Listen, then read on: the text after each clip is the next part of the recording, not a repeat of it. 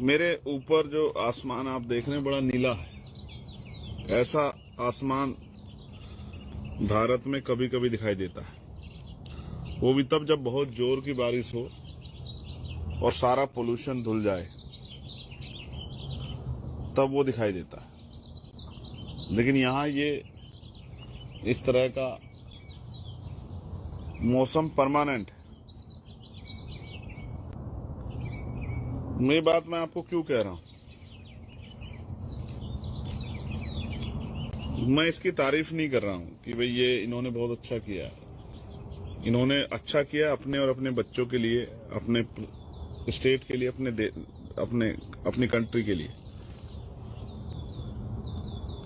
लेकिन ऐसा नहीं कि यहाँ ट्रैफिक कम है, ट्रैफिक यहाँ भी बहुत है। इंडस्ट्रियल एरिया यहाँ पर भी है। ये देश भी दुनिया में एक बड़ी शक्ति है। लेकिन जब यहाँ की तुलना में अपने देश को देखता हूं तो मन में बेचैनी, तकलीफ तो होती है कि क्यों हमारे लीडर्स वो नहीं कर पाए या उन्होंने उस तरह के प्रयास नहीं किए। जिस तरह की शिक्षा, जिस तरह की चिकित्सा, जिस तरह के रोजगार, जिस तरह कानून व्यवस्था, जिस तरह का एटमॉस्फेयर वहां होना चाहिए था, ऐसा क्यों नहीं बन पाया। और मैं फिर आपसे कहूंगा, जनता से सवाल है लेकिन सरकारों से भी सवाल है, क्योंकि कानून बनाने के साथ साथ कानून को इम्प्लीमेंट कराना, उसको लागू कराना, उसकी समीक्षा करना, उसकी देखरेख करना, कहीं अगर कोई नहीं हो रहा उसको उस पर सख्ती से काम करना, ये सरकारों की जिम्मेदारी है।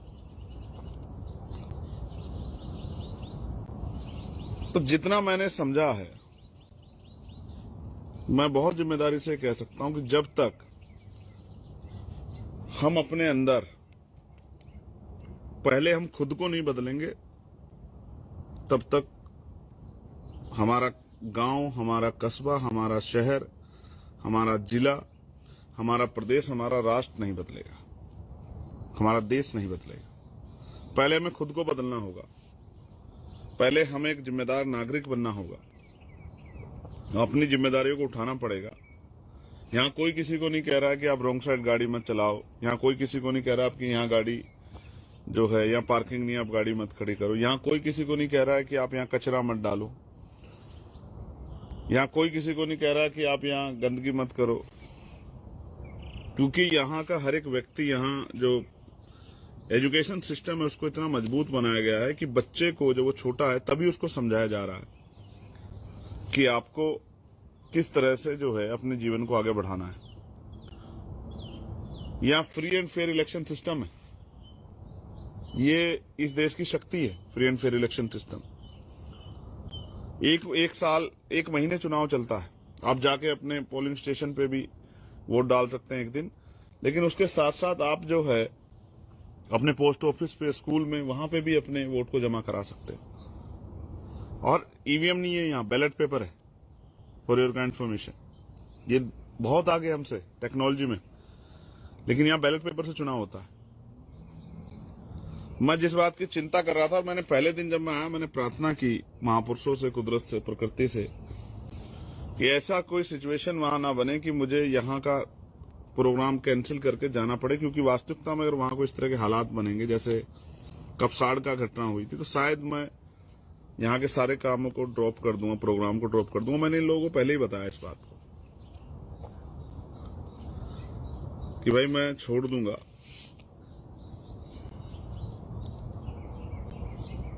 नहीं रह पाऊंगा अगर वहां इस तरह की सिचुएशन, क्योंकि मेरी जिम्मेदारी उन लोगों के प्रति है, नगीना के लोगों के प्रति भी, मेरे जिले के लोगों के प्रति, प्रदेश के लोगों के प्रति, मेरे देश के लोगों के प्रति, और उन हर कमजोर,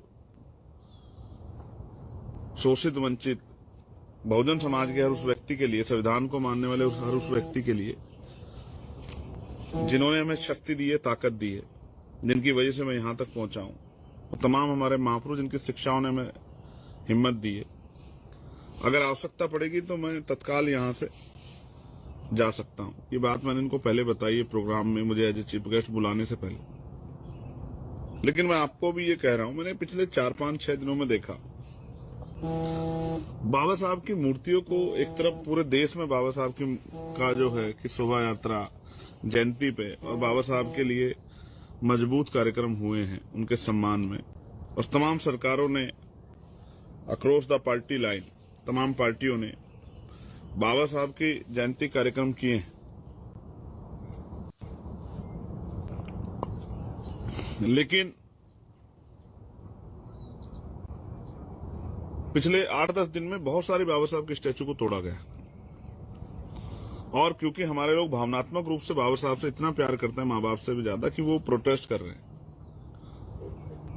जैसे ठाकुर द्वारा में तोड़ी गई है, जैसे लखीमपुर खीरी में एक घटना हुई है, जैसे गाजियाबाद में हुई है, और भी कई जगह से मेरे पास सूचना है व्हाट्सएप के जरिए ऑफिस में कि कई जगह इस तरह की घटनाएं हुई। तो मुझे लगता है एक सोचा समझा प्लान टाइप लग रहा है, क्योंकि जब हम शक्ति बनाने की तरफ बढ़ रहे हैं, ऐसे में हमें अब हमारे रास्ते से भटकाने के लिए, हमारा ध्यान इधर उधर लगाने के लिए, जिससे कि हम अपनी मंजिल तक ना पहुंच जाए, ये ऐसा लगता है सोचा समझा एक प्लान है।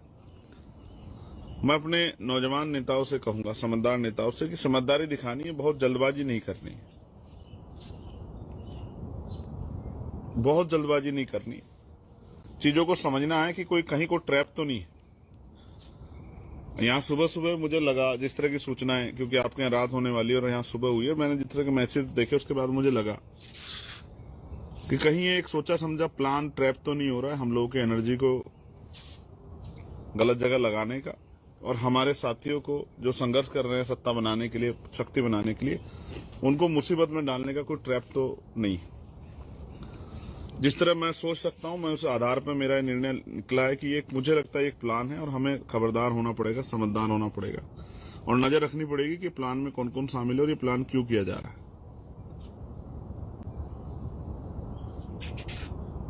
क्योंकि एक मूवमेंट चली है इंडिया के अंदर बाबा साहब अम्बेडकर को अपमानित करने की, उनके बारे में अनाप शनाप बोलने की।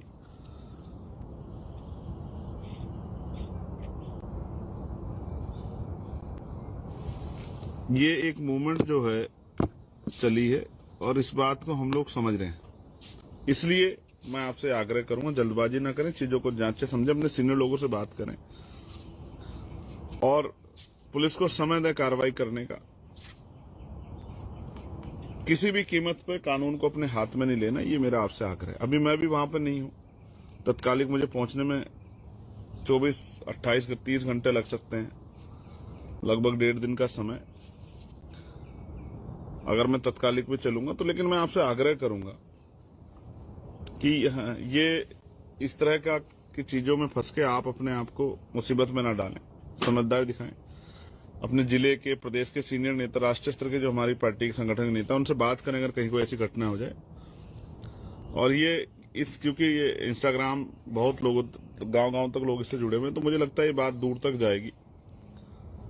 उनसे मेरा अपील है, अगर कहीं भी आपके यहाँ इस तरह की अचानक से, जहां कभी पहले इस तरह कोई घटना हो जाए, तो आप समझो कि ये कुछ जानबूझ के किया गया प्लान है, दो जातियों को आपस में लड़ाने का, या उस तरह का माहौल खराब करने का, लॉ एंड ऑर्डर को डिस्टर्ब करने का सोचा। और सरकार को, पुलिस को भी इस पर ध्यान देना चाहिए, ऐसा मेरा आपसे आग्रह है। तो आप सबके लिए बहुत सारा प्यार, बहुत सारी मंगल कामनाएं। जल्द आपसे मुलाकात होगी। आप अपना ख्याल रखिए। आपका भाई चंद्रशेखर आजाद। यहां भी बहुत प्यार मिला है अपने साथियों का, और आप समझिए कि यहां तक आने के बाद यहाँ आरक्षण नहीं है, यहाँ सरकारी जॉब्स में बहुत तो हमारे लोग नहीं है, लेकिन उन्होंने अपने बिजनेस, अपने रोजगार, अपने छोटे छोटे काम किए हैं।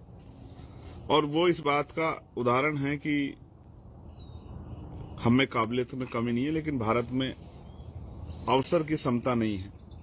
क्योंकि अगर हम रोजगार करना चाहें तो आर्थिक स्थिति कमजोर हो तो लोन नहीं मिल रहे हैं, जमीनें हमारे पास है नहीं, बहुत बड़े बैंक बैलेंस हमारे पास नहीं है, बहुत बड़ी जो है उस तरह के व्यापार हम पे नहीं है। तो हम पे तो शिक्षा एक हथियार है वहां, जिसके जरिए हम आगे बढ़ सकते हैं।